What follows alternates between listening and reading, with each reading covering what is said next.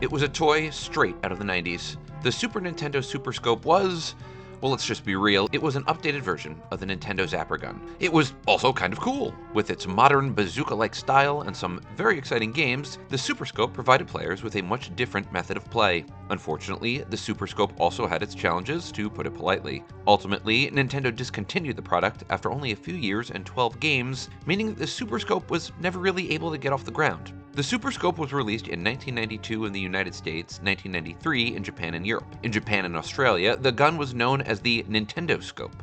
The time frame is actually the first really interesting point about the Super Scope. It was released early, really early, in the development cycle of the Super Nintendo, coming out about a year after the device was released in North America. As a result, if I'm remembering this correctly, there was a lot of hype and conversation around it. It seemed like an incredibly exciting add-on to a brand new system that people really wanted to get their hands on. Marketing for the Super Scope leaned into this, advertising the gun as a precision weapon that was, quote, remote-powered and laser-accurate, end quote, meaning that they really leaned heavily into the military shooter games. I mean, duh, that was kind of the point. The Super Scope originally sold for $59.99, or, as the commercial hilariously noted, under $60. Right. Advertisements also noted that the game came with, quote, 6 great games, end quote, which was really one game with 6 minigames, but we'll come back to that shortly. The design was weird. It was weird, let's be honest. Whereas its spiritual predecessor, the Zapper gun, looked like a regular pistol, this bad boy was meant to look like a bazooka. It was actually almost 2 feet long, with 3 buttons, fire, pause, and turbo switch on top.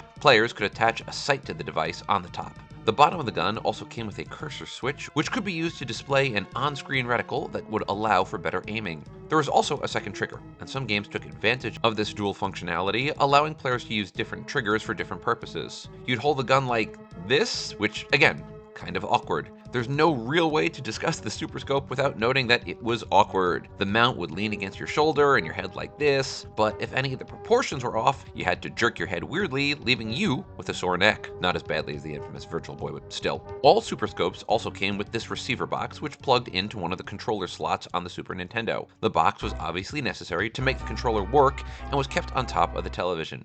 One of the cooler features of the Super Scope? It was actually wireless, making it the first wireless controller ever produced by Nintendo. Unfortunately, that also meant that the game needed an independent power source, so it used 6 AA batteries. Of course, the more you use it, the quicker you go through batteries, and I've seen some reports which said that the batteries lasted as little as 4 hours. Because the setup was wireless, each use of the Super Scope required a pre-play calibration. The Super Scope worked by taking advantage of the cathode ray tube monitors that were, more or less, the only types of TVs used at the time. TVs like this had images drawn via a scanning electron beam. Information about where the Super Scope was aiming would then be transmitted to the receiver box, and the appropriate action could be taken by the game. In the end, there were 12 games for the Super Scope. It came packaged with the Super Scope 6, which, as noted earlier, was really just 6 mini-games meant to serve as an introduction to the platform.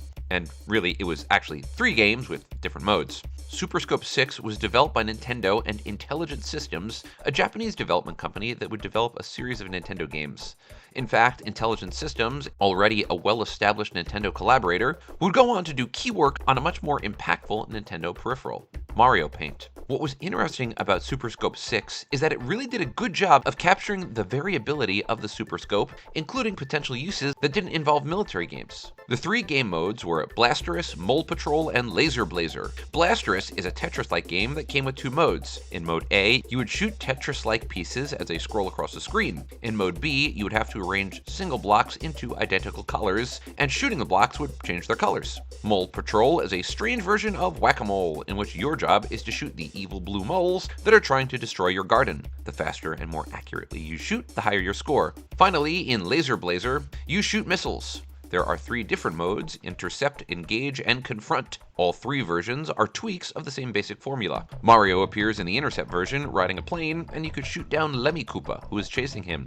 The Intercept version also has a 2-player mode, in which the Super Scope can be passed back and forth. Given its pack-in status, I'd certainly argue that the Super Scope 6 was the most well-known game. It topped the Famitsu sales chart in June 1993, so there's some evidence to indicate that the game was somewhat of a commercial success.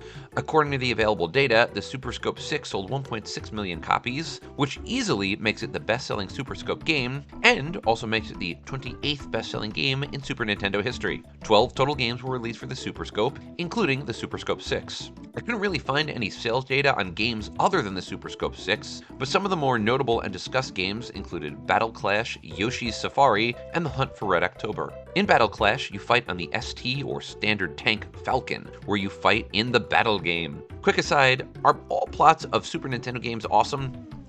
Yes, they are. Anyway, as the player, you use the Super Scope to fight 9 one-on-one battles against the Anubis. You move your way through a variety of weapon types, including energy bolts, bombs, and other limited-use special items. The Hunt for Red October was based on the hit 1990 movie, which, in turn, was based on the great book by Tom Clancy. The Super Nintendo version is a side-scroller in which you must steer the Red October to avoid enemies. However, the use of the Super Scope in the Hunt for Red October was actually limited. It was only used in bonus stages, which allow the player to play with a first-person perspective, and even then, use of the Super Scope was actually optional. This was something that was seen repeatedly throughout the life of the Super Scope. You could use it, but you didn't have to. In fact, of the dozen Super Scope games, 3 of them only made the Super Scope optional, not required.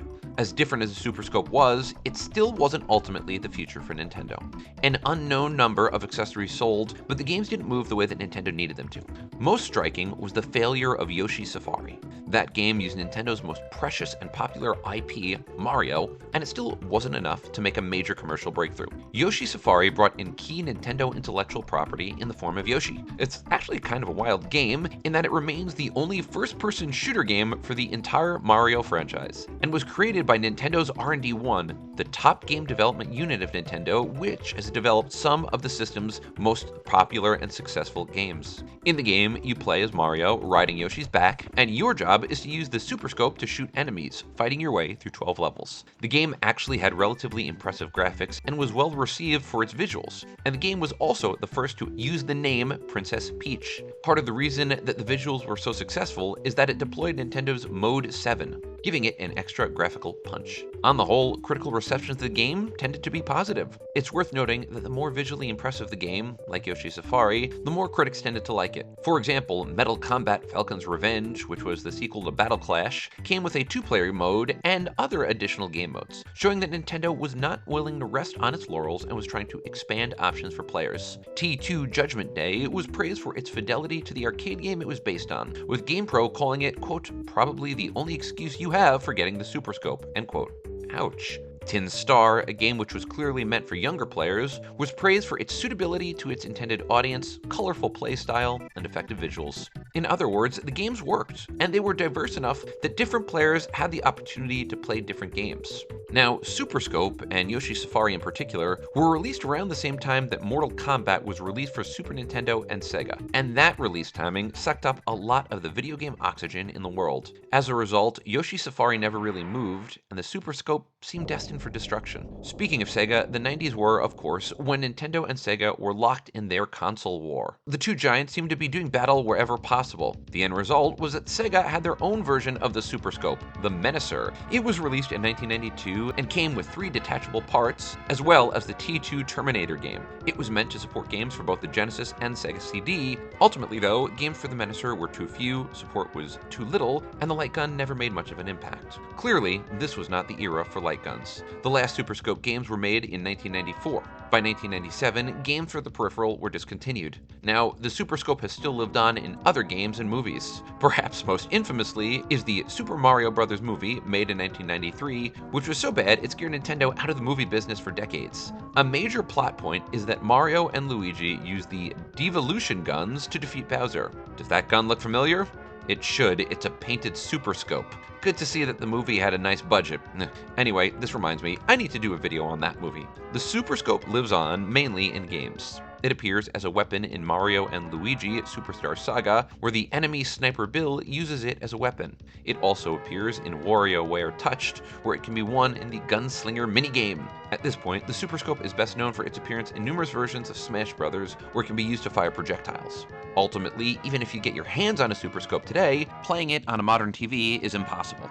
Remember, the system required the use of cathode ray tube monitors, which were basically discontinued in the early 2000s. Modern televisions are not compatible with the Super Scope, which means that unless you can get your hands on a television that's over 2 decades old, you're out of luck. Alternatively, you can actually upgrade your flat screen TV and Super Scope to play it on modern equipment, using the techniques that Andy West outlines in this 2020 Gizmodo article, link in the description. Ultimately, the Super Scope will live on as one of those experiments of the 90s. It was a good effort, but a lack of support, too few games, and poor timing ultimately meant that this peripheral was never more than just an interesting side experiment in the history of Nintendo. And that's actually kind of a shame, because you do have to wonder. Nintendo would later experiment with their controller scheme, particularly with the Wii, and this begs the question, with more support and a system that made more sense, could the Super Scope have done better?